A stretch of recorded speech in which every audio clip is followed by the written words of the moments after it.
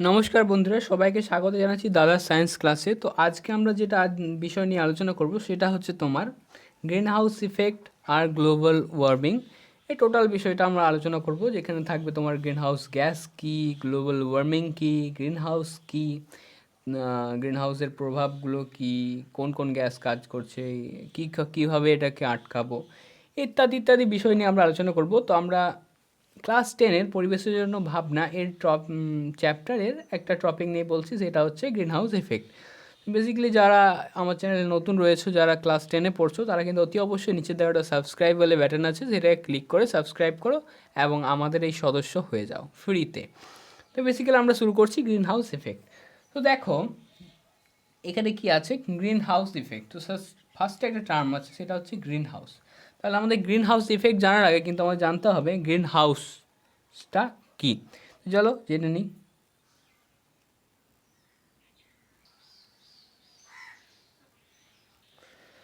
তো তোমাদের স্ক্রিনের সামনে কিন্তু একটা ঘর রয়েছে, সো সেটাই হচ্ছে গ্রিন হাউস। আমরা গ্রিন হাউস ইফেক্ট করব, তার পরিপ্রেক্ষিতে যদি বলি গ্রিন হাউস কী, তাহলে গ্রিন হাউস হচ্ছে এই ঘরটা। তো বেসিক্যালি এখানে তিরপল দিয়ে আছে সাদা, কিন্তু এটা কাঁচের হয় সাধারণত, কিন্তু এটা তিরপল দিয়েও কাজ চলে। তো গ্রিন হাউস হচ্ছে কাঁচের ঘর, অর্থাৎ এটা কি কাজে লাগে যা এবার জানবো। গ্রিন হাউস ঘরটা কিন্তু আমার শীত প্রধান দেশ বা শীতের দেশে, বা যেখানে খুবই কম টেম্পারেচার, সূর্য আলো পৌঁছায় না ঠিকঠাকভাবে, বা পৌঁছায় টেম্পারেচার মানে তাপমাত্রা খুবই কম, সেসব অঞ্চলে চাষবাস করার জন্য কিন্তু আমার গ্রিন হাউস ব্যবহার করা হয়, মানে এই ধরনের ঘর ব্যবহার করা হয়। সেটা মানুষ যদি নিজেদের ঘরের উষ্ণতা বৃদ্ধির জন্য ব্যবহার করতে পারে। তোমরা ছবিতে বেসিক্যালি যেটা দেখতে পাচ্ছ, যেখানে হচ্ছে চাষবাস হচ্ছে, তাহলে এটাই হচ্ছে আমার গ্রিন হাউস। তাহলে এইখানে এর ফাংশনটা কি, মানে এটা কি কাজ করে, বা আমরা এই যে গ্রিন হাউস ইফেক্ট পড়ছি তার সঙ্গে এর সম্পর্কটা কি। তো দেখো, সূর্য থেকে কি আসছে, আমার লাইট আসছে, চকচক করছে, বুঝতেই পারছো। তো সেই লাইটটা কিন্তু আমার ভেতরে ঢুকছে। এবার সূর্যালোক বা সূর্য আলো তাপ বহন করে নিয়ে আসে, তাপ টেম্পারেচার যেটা কী হচ্ছে, তাপমাত্রা বৃদ্ধি করতে সাহায্য করে। তাহলে তাপটা ভেতরে ঢুকলো, উষ্ণতা বৃদ্ধি করলো। এবার মাটির দ্বারা শোষিত হলো, যা হলো হলো, কী হবে, আবার ধরো এটা আমার বাইরে বেরিয়ে যেতে চাইবে তো। কিন্তু এবার বাইরে বেরিয়ে যাওয়ার সময় কে আছে, পলিথিন বা কাঁচ আছে। তাহলে বাইরে বেরিয়ে যাওয়ার বেশিরভাগ অংশটাই কী হচ্ছে, আবার ঘুরিয়ে দেবে নিচের দিকে। এর ফলে কী হচ্ছে, এই যে সূর্য আলোটা ওই ঘরের মধ্যেই ঘোরাঘুরি করছে। এর ফলে কী হচ্ছে, এই ঘরের উষ্ণতা হচ্ছে বৃদ্ধি পাচ্ছে। তাহলে ঘরের উষ্ণতা বৃদ্ধি পেলে কী হবে, সেখানকার উষ্ণতা বৃদ্ধি হলে সেখানে চাষবাস ইত্যাদি ইত্যাদি হবে। তাহলে আমরা কি জানলাম, গ্রিন হাউসটা কী, ওকে, এর ফাংশনটা কীভাবে কাজ করে। তাহলে এবার পৃথিবীর ক্ষেত্রে, মানে আমরা এখানে যে পরিবেশের জন্য ভাবনা পড়ছি, সেখানে পৃথিবীর জন্য এটা আমরা কীভাবে ইমপ্লিমেন্ট করতে পারি, বা পৃথিবীর ক্ষেত্রে এটা কীভাবে প্রযোজ্য। তাহলে জাস্ট তোমরা দেখো একটা ছবি, তোমাদের স্ক্রিনের সামনে যে ছবিটা দেখা যাচ্ছে, সেখানে দেখো কি আছে, সূর্য আলো কী হচ্ছে, এদিক থেকে আসছে, এই হলুদটা হচ্ছে সূর্য, সেখান থেকে কী হচ্ছে, আলো ডাইরেক্ট আমার ভূপৃষ্ঠে আসছে। এটা ধরো বায়ুমণ্ডলের স্তর আমার, এটা হচ্ছে আমার কাঁচের স্তরটা বলতে পারি, এটা তোমরা দেখছো। এবার সূর্য আলো এলো, এবার আমার কী হচ্ছে, মাটি শোষণ করছে সূর্য আলো তাপটাকে, এবং তারপর কী করছে, সেটাকে বিকিরিত করছে। টোটালটা শোষণ করতে পারে না, বেশিরভাগটাই কী হচ্ছে, বিকিরিত হয়। তাহলে বিকিরণ হওয়ার সময়, বিকিরিত যদি হয় এখান থেকে, প্রতিফলিত যদি হয় বলি, এখান থেকে এসে প্রতিফলিত হচ্ছে, আমি আবার ক্লিয়ার করছি, যেমন দেখা যাচ্ছে সাদাগুলো এইগুলো। এবার কী হচ্ছে, এই লেয়ারটা থাকার জন্য কী হচ্ছে, আবার সেগুলো ভেতর দিকে প্রতিফলিত হয়ে যাচ্ছে বা ঘুরে আসছে। এর ফলে কী হচ্ছে, সেটা আমার পৃথিবীর এই যে বায়ুমণ্ডলের মধ্যে রয়েছে এবং বায়ুমণ্ডলের উষ্ণতা বৃদ্ধি করছে। তাহলে গ্রিন হাউস ইফেক্টটা হচ্ছে বায়ুমণ্ডলে গ্রিন হাউস গ্যাসের জন্য পৃথিবীর গড় তাপমাত্রা কী হচ্ছে, বৃদ্ধি পাচ্ছে। এই ঘটনাটাকে বলছি গ্রিন হাউস ইফেক্ট। মানে আমার এই বায়ুমণ্ডল থাকার কারণে এই যে সূর্যালোক, সেটা বাধা পেয়ে এখানে আমার উষ্ণতা বৃদ্ধি পাচ্ছে, ডিগ্রিকে আমার বৃদ্ধি পাচ্ছে, উষ্ণতা বৃদ্ধি পাচ্ছে। এই উষ্ণতা বৃদ্ধি পাওয়ার এই যে ঘটনাটা, সেটা হচ্ছে আমার গ্রিন হাউস ইফেক্ট। তাহলে জানলে গ্রিন হাউস ইফেক্টটা কী।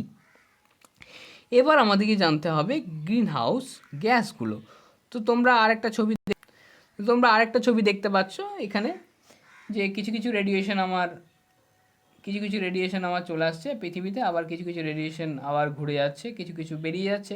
বেশিরভাগ যেগুলো ঘুরে যাচ্ছে সেগুলো কিন্তু আমার বায়ুমণ্ডল উষ্ণতা বৃদ্ধি করছে।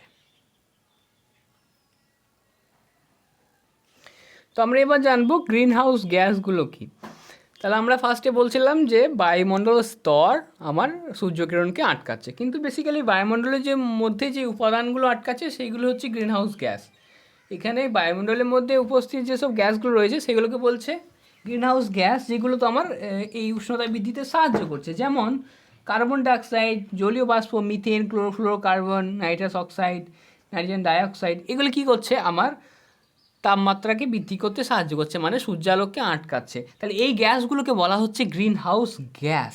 ওকে, সো গ্রিন হাউস গ্যাস তো আমরা বুঝতে পারলে, কার্বন ডাইঅক্সাইড ইত্যাদি ইত্যাদি। তো এদের যে পরিমাণ বা ছক, যে কত এই জন্য দায়ী গ্রিন হাউস ইফেক্টের জন্য, সেগুলো দেখে নেব। তো 2019 সালের আমার সার্ভে অনুযায়ী কার্বন ডাইঅক্সাইড 80%, ওকে তোমাদের বইয়ে 60% থাকতে পারে, কেননা তোমাদের বইয়ে আরও আগেকার সার্ভে যেটা, এটা আমার ইন্টারনেট থেকে নেওয়া। কার্বন ডাইঅক্সাইড 80%,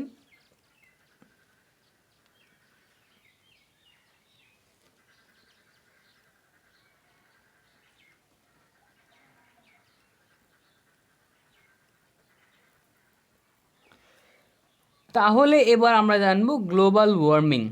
তো গ্লোবাল ওয়ার্মিং মানে হচ্ছে পৃথিবীর উষ্ণতা বৃদ্ধি, মানে বাংলায় যেটা বলছে গ্লোবাল ওয়ার্মিং। সো গ্লোবাল ওয়ার্মিংয়ের সংজ্ঞা যদি বলা হয়, সারা পৃথিবী জুড়ে উষ্ণতা ক্রমবর্ধমান এই যে অবস্থা, সেটাকে বলছে গ্লোবাল ওয়ার্মিং।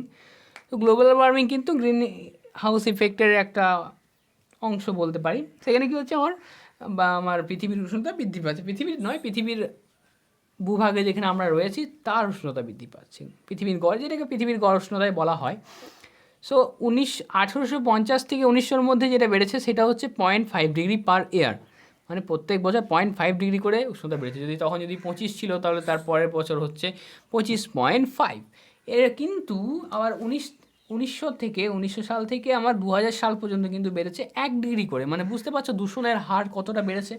এই যে গ্লোবাল ওয়ার্মিং হচ্ছে, তার কারণে তার পেছনে আমার রয়েছে গ্রিন হাউস গ্যাসগুলো। তো এই গ্যাসগুলোর জন্য কিন্তু আমার এই যে দূষণটা বেড়েছে, যেমন তোমার 1900 থেকে আমার 2000 পর্যন্ত দূষণ যেমন বেড়েছে, প্রথমে বাড়ছিল 0.5 করে উষ্ণতা, এবার গ্লোবাল ওয়ার্মিংয়ের হারটা বেশি, 1 ডিগ্রি করে বাড়ছে। তাহলে গ্লোবাল ওয়ার্মিং হচ্ছে আমার উষ্ণতা বৃদ্ধি। এবার এই যে গ্লোবাল ওয়ার্মিং, এর ফলে আমার কি কি হতে পারে সেগুলো আমরা দেখে নেব। তোমরা স্ক্রিনে দেখতেই পাচ্ছ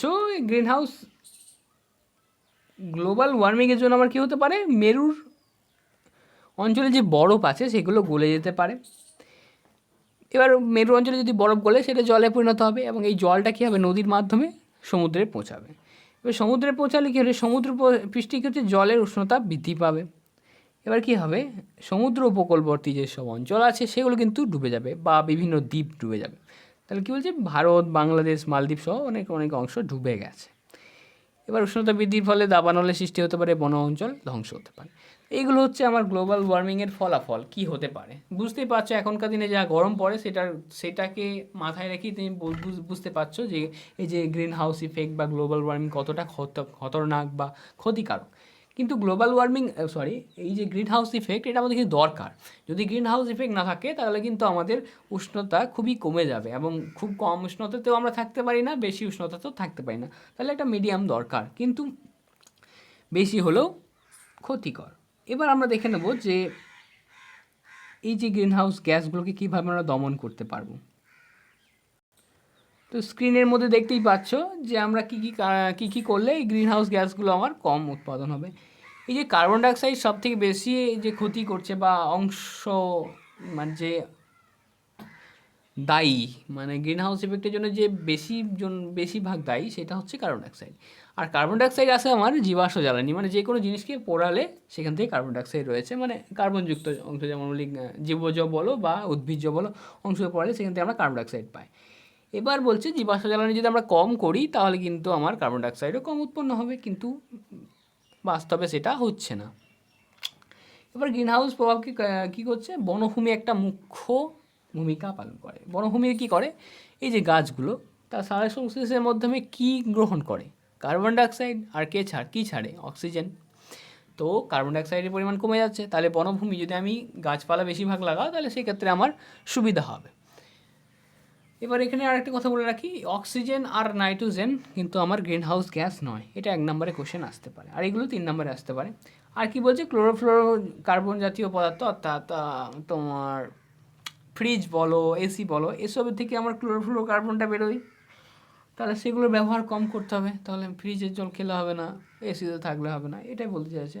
যেগুলো বাস্তবে অসম্ভব না, তবে সেগুলো হয় না। তো বেসিক্যালি আমাদের এটা গ্রিন হাউস ইফেক্ট আর বিশ্ব উষ্ণায়নের আমাদের চ্যাপ্টারটা, তোমাদের টপিকটা কভার হয়ে গেল।